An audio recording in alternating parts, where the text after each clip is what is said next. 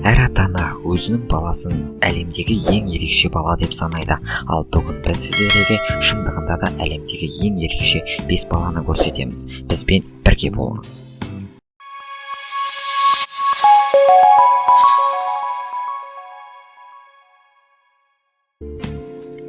Аяғын 160 градусқа бұралатын бала.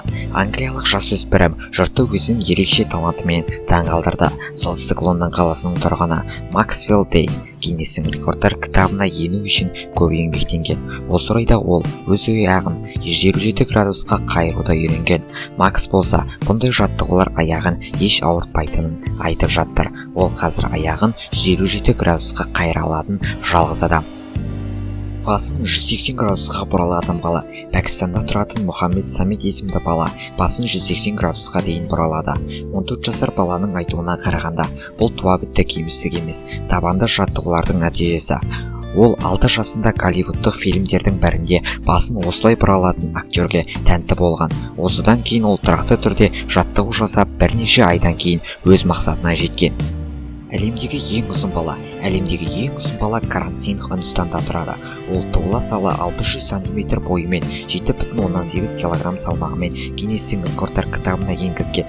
Каран 2 жасында болғанда оның бойы 130 см шамасында болған.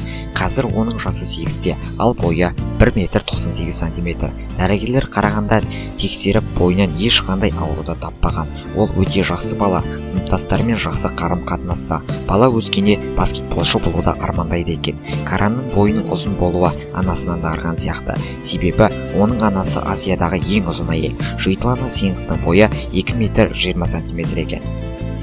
Әлемдегі ең күшті бала румыниялық Джулиана Строя, әлемдегі ең жас атлет әрі культурист.